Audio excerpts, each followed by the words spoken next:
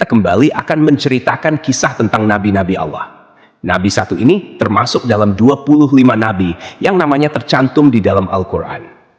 Kisahnya sangat menarik untuk disimak, karena setan bahkan sampai iblis turun tangan pun tak sanggup untuk menggoda manusia pilihan Allah Subhanahu wa Ta'ala ini. Ditambah lagi, nabi ini seringkali dikait-kaitkan dengan tokoh Buddha. Banyak yang beranggapan bahwa beliau adalah sosok Siddhartha Gautama yang menjadi pendiri dari agama Buddha. Untuk itu, di video kali ini, kita akan membahas tentang kisah Nabi Allah Zulkifli alaihi salam. Assalamualaikum warahmatullahi wabarakatuh. Sobat beriman yang dimuliakan Allah.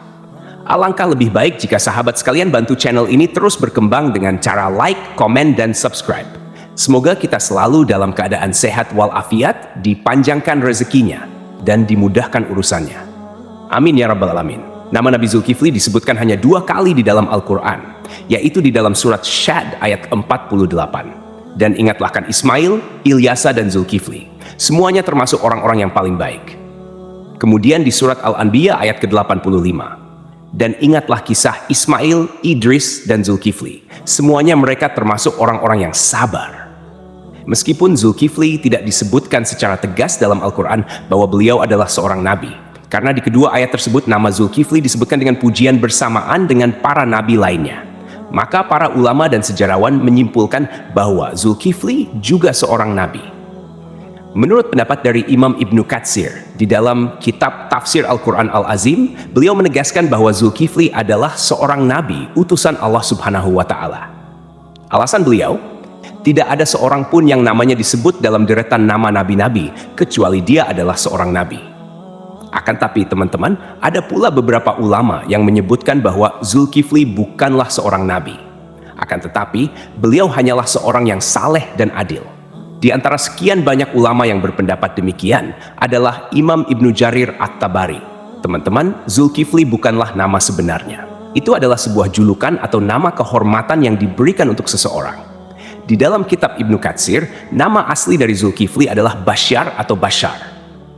Disebutkan juga di sana bahwa Nabi Zulkifli adalah putra dari Nabi Ayub alaihi salam. Jadi nasab beliau adalah Basyar bin Ayub. Nasab lengkapnya adalah Basyar bin Ayub bin Amus bin Tawaf bin Rum bin Aish bin Ishak bin Ibrahim al-Khalil. Beliau hidup sekitar abad ke-16 sampai abad ke-15 sebelum Masehi dan diutus Allah Subhanahu wa Ta'ala kepada suatu kaum yang bernama Arami atau Amori. Kaum ini adalah bangsa Romawi kuno yang tinggal di wilayah sekitar Damaskus, Suriah, dan Yordania. Di sanalah Nabi Zulkifli melanjutkan tugas kenabiannya dari ayahnya, yaitu Nabi Ayub. Ini adalah pendapat dari Imam Ibnu Katsir. Namun, para ulama lain ada yang berbeda pendapat tentang kapan masa diutusnya Nabi Zulkifli ini. Kalau menurut Imam Ibnu Jarir At-Tabari, Nabi Zulkifli adalah penerus dari Nabi Ilyasa, yang hidup sekitar abad ke-9 Masehi. Namun, antara Imam Ibnu Katsir dan Imam At-Tabari sama-sama menyebutkan bahwa Nabi Zulkifli adalah salah seorang raja di negeri Syam. Kisahnya begini, teman-teman. Ada sebuah negeri di Syam yang dipimpin oleh seorang raja saleh. Raja ini merupakan salah seorang nabi yang diutus Allah Subhanahu wa Ta'ala. Beliau bernama Raja Ilyasa atau Nabi Ilyasa. Ketika itu, Nabi Ilyasa sudah sangat tua dan beliau tidak memiliki anak laki-laki sebagai penerusnya.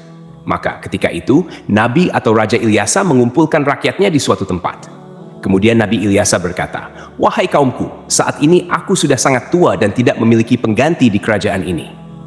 Aku akan menunjuk salah seorang di antara kalian untuk menjadi penggantiku selagi aku masih hidup dan agar aku bisa melihat bagaimana kerjanya.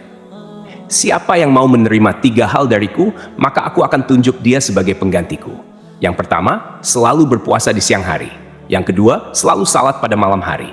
Dan yang ketiga, dia tidak pernah marah seumur hidupnya." Makanya orang-orang dari kaumnya merasa tak sanggup melakukannya. Mereka pun saling tap-tap-tapan satu sama lain, berharap salah seorang di antara mereka ada yang tunjuk tangan. Namun, ditunggu beberapa lama, tak satu pun orang mau melakukannya ketika itu. Lalu, dari barisan belakang ada yang menyahut, "Saya, wahai Nabiullah." Suara itu berasal dari seorang laki-laki yang usianya masih sangat muda. Pemuda ini bernama Basyar.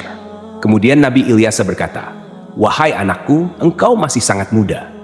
Tugas ini sangatlah berat untukmu." Nabi Ilyasa pun menolak pemuda ini karena dirasa dia masih sangat muda dan terlihat masih sedikit pengalaman. Keesokan harinya, di tempat yang sama dan dengan orang-orang yang sama, Nabi Ilyasa berseru hal yang sama lagi kepada kaumnya. Tapi tetap saja, ketika itu tak ada yang mau menerima tawaran tersebut, kecuali pemuda yang bernama Basyar. Dia kembali mengacungkan tangan, dan lagi-lagi Nabi Ilyasa menolaknya dengan alasan yang sama. Sampailah pada hari ketiga, Nabi Ilyasa berseru hal yang sama. Beliau berharap kali ini bukan hanya Basyar saja yang tunjuk tangan. Tapi ternyata teman-teman, sama seperti kemarin, ketika itu hanya Basyar yang tunjuk tangan dan menyanggupi segala persyaratan tersebut. Alasan detail Nabi Ilyasa menolak adalah karena selain dia harus menjadi raja yang menjamin kesejahteraan semua kaumnya, dia juga harus menjadi hakim yang adil, yang bisa berlaku bijaksana dalam memutuskan segala permasalahan kaumnya. Nah, karena Basyar ini masih sangat muda, Nabi Ilyasa khawatir dia tidak bisa berlaku adil dan bijaksana. Akhirnya, karena sudah 3 kali tidak ada yang mau, Nabi Ilyasa pun mengangkat Basyar menjadi raja sekaligus hakim. Namun, kegiatan yang dilakukan Basyar tetap dipantau oleh Nabi Ilyasa. Basyar pun mulai menjalani puasa di siang hari dan salat atau beribadah sampai larut malam. Sehari-hari, dia juga selalu menahan amarahnya. Nabi Ilyasa kagum dengan pemuda ini. Tak disangka-sangka, dia sanggup menjalani semua persyaratan itu. Dia juga luar biasa bijak dalam menyelesaikan segala masalah di dalam kaumnya. Nabi Ilyasa bangga kepada Basyar yang telah menepati janji-janjinya. Karena itu, Basyar diberikan julukan Zulkifli, yang artinya sanggup. Karena kesanggupannya menjalankan semua persyaratan. Ditambah lagi, dia selalu berlaku adil dan bijaksana.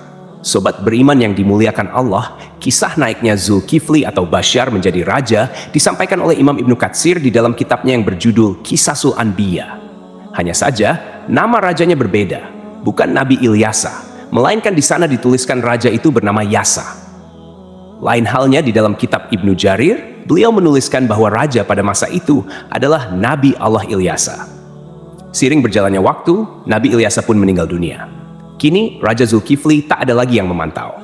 Sepeninggal Ilyasa, Nabi Zulkifli memimpin negeri Syam dengan sangat baik.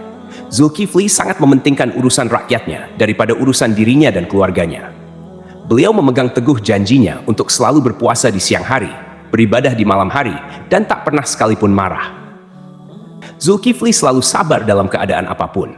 Di sisi lain, iblis melihat kesalehan dan kebaikan Nabi Zulkifli dalam memimpin rakyatnya, serta begitu kuatnya dia memegang janji. Maka, iblis pun tak tinggal diam. Kemudian, iblis mengutus tentaranya, yaitu setan-setan yang sangat kuat, untuk menggoda Zulkifli supaya minimal goyah sedikit keimanannya. Berkali-kali iblis mengutus setan untuk menggoda, berkali-kali pula mereka gagal. Tak ada satupun setan yang berhasil menggoda Nabi Zulkifli ini. Akhirnya, iblis berinisiatif untuk turun tangan langsung menggoda Nabi Zulkifli. Dia pun mulai mencari waktu yang tepat.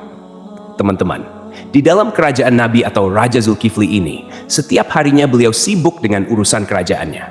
Setiap hari, jadwal beliau dari pagi sampai siang adalah berangkat ke pengadilan di negeri itu untuk menjadi hakim dan menyelesaikan masalah-masalah rakyatnya.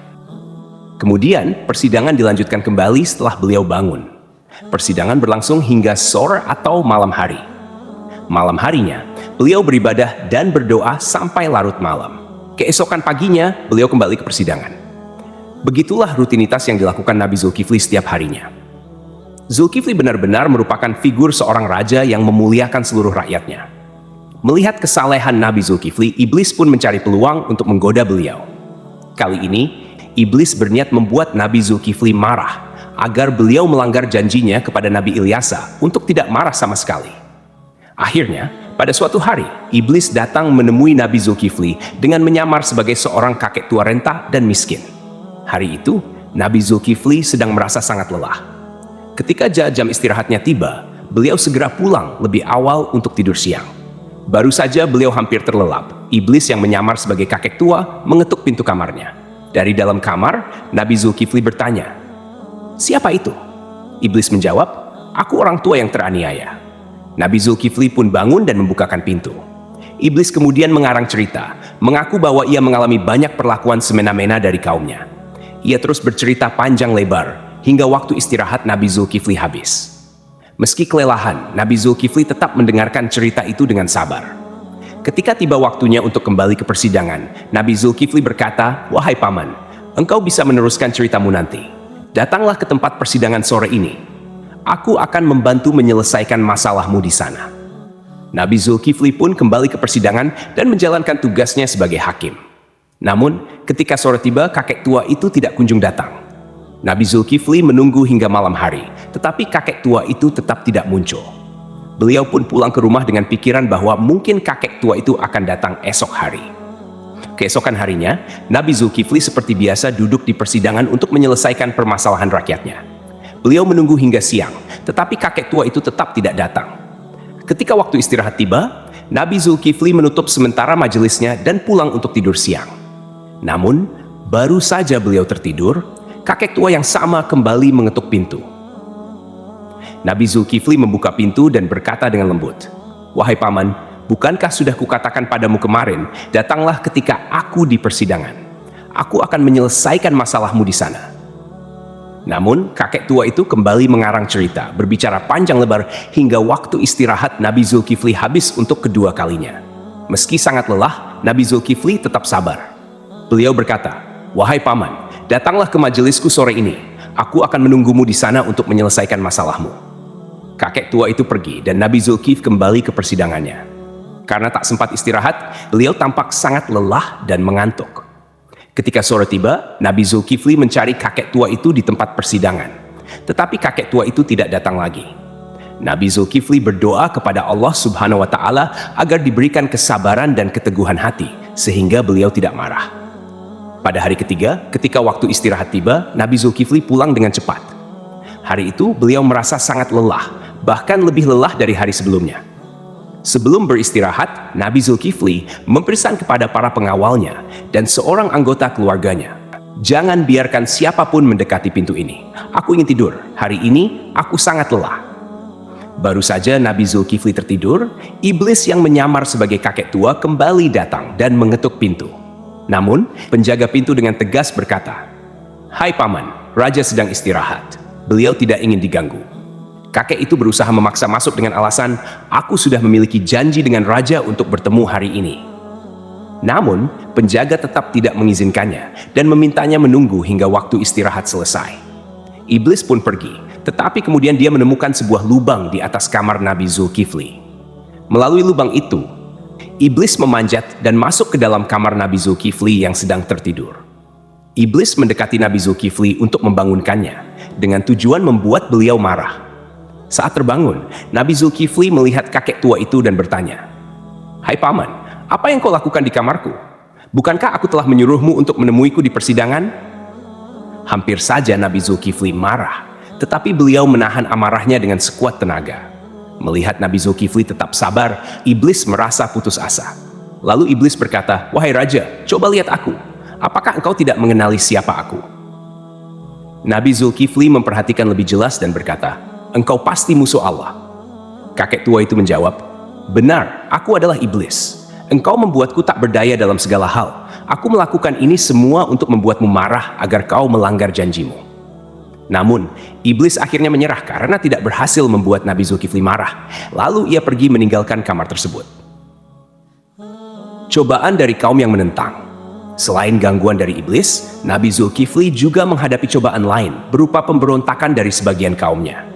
Beberapa orang dari kaumnya menentang kekuasaannya dan berencana menghancurkan kerajaannya.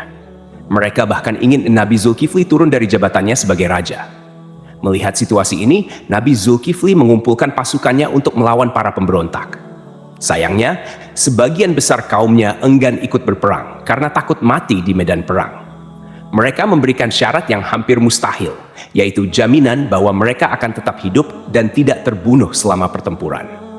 Nabi Zulkifli pun berdoa kepada Allah Subhanahu wa Ta'ala, memohon agar seluruh pasukannya diberikan keselamatan. Dalam pertempuran yang berlangsung sengit, doa Nabi Zulkifli dikabulkan oleh Allah. Tidak ada satupun anggota pasukannya yang gugur dan pasukan Nabi Zulkifli berhasil meraih kemenangan. Keberhasilan memimpin kerajaan. Setelah kemenangan itu, kerajaan Nabi Zulkifli menjadi lebih tentram dan sejahtera. Nabi Zulkifli memimpin dengan keadilan dan kebijaksanaan, menjalani hidup dengan sederhana, serta selalu mementingkan kesejahteraan rakyatnya. Beliau dikenal sebagai pemimpin yang sabar, tidak pernah marah, dan selalu memegang teguh janjinya.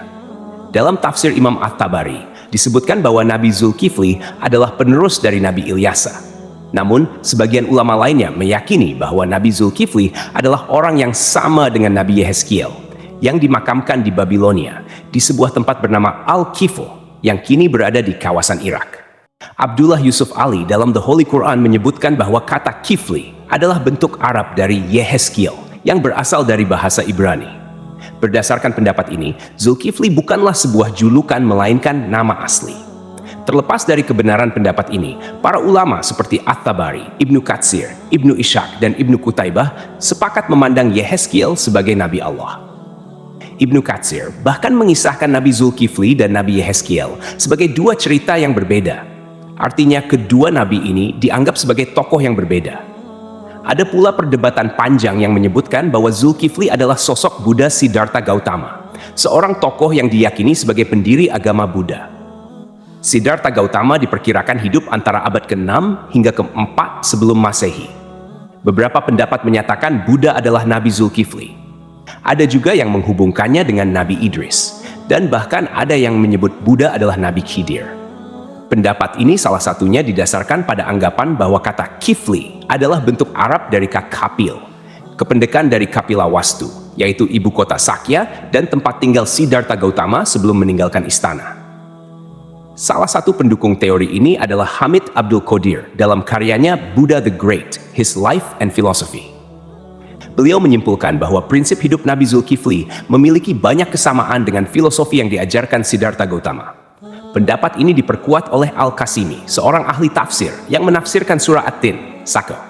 Pohon Tin, tempat Buddha mendapatkan wahyu dan menjadi rasul. 2. Pohon Zaitun, tempat Nabi Isa diangkat menjadi nabi dan rasul.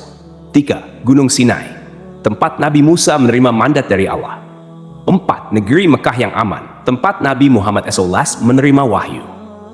Dalam tafsir tersebut, timbul pertanyaan mengapa agama Buddha dan Kristen disebut lebih awal dibandingkan Yahudi dan Islam. Ibnu Taimiyah menjelaskan bahwa hal ini karena agama Buddha berada lebih jauh dari kebenaran, kemudian Kristen dan Yahudi lebih mendekati, sedangkan Islam disebut terakhir karena kesempurnaannya. Namun, ada juga pendapat lain yang menghubungkan Buddha dengan Nabi Khidir. Dalam Al-Milal wa An-Nihal yang ditulis oleh Asy-Syahrastani, dijelaskan bahwa jika ajaran-ajaran Buddha benar, maka ia memiliki banyak kesamaan dengan Nabi Khidir. Adapun pendapat yang menyatakan Buddha adalah Nabi Idris didasarkan pada beberapa kesamaan, seperti aturan memakai jubah kebikuan. Dalam kitab Mustadrak Al-Hakim dari Ibnu Abbas, dikatakan bahwa Nabi Daud adalah seorang pembuat perisai, Nabi Adam seorang petani, Nabi Nuh seorang tukang kayu, Nabi Idris seorang penjahit, dan Nabi Musa seorang penggembala. Sementara itu, Siddhartha Gautama yang dikenal sebagai Buddha adalah seorang pangeran, putra Raja Sudodana. Pada usia 7 tahun, Pangeran Siddhartha memiliki 3 kolam bunga teratai, yaitu kolam bunga teratai biru, Upala, kolam bunga teratai merah, Paduma, dan kolam bunga teratai putih, Pundarika. Kata Atsidar, Sidra, atau Sidar yang merujuk pada makna bunga teratai menjadi hal yang patut diperhatikan, terutama bila dikaitkan dengan Nabi Idris. Kisah sang Buddha yang mencapai kesempurnaan menuju nirwana dianggap memiliki kesamaan dengan Nabi Idris yang mencapai surga Allah tanpa melalui kematian. Pada suatu malam, Pangeran Siddhartha memutuskan meninggalkan istananya dan menjalani hidup sebagai seorang pertapa. Di usia 40 tahun, beliau dikatakan diangkat sebagai nabi. Sebagaimana nabi-nabi lainnya, Buddha Gautama juga meramalkan kedatangan Nabi Muhammad SAW. Dalam ajarannya, ia menyebutkan tentang Buddha Maitreya. Aku bukanlah satu-satunya Buddha. Selepas aku akan lahir seorang Buddha lagi yang dikenal dengan nama Maitreya. Dia akan memiliki banyak sifat-sifat mulia dan utama. Sejarawan Muslim bernama Al-Biruni yang pernah tinggal bertahun-tahun di India mencatat dalam kitabnya Al-Hind bahwa para penganut Buddha di India tidak menganggap Buddha sebagai Tuhan, melainkan hanya seorang nabi. Demikianlah kisah Nabi Zulkifli yang dihubungkan dengan Siddhartha Gautama. Semoga kisah ini bermanfaat. Mohon maaf atas segala kekurangan. Yang benar datangnya dari Allah SWT, sedangkan kekhilafan berasal dari saya sebagai manusia biasa. Sampai jumpa pada kisah-kisah seru lainnya. Wassalamualaikum warahmatullahi wabarakatuh.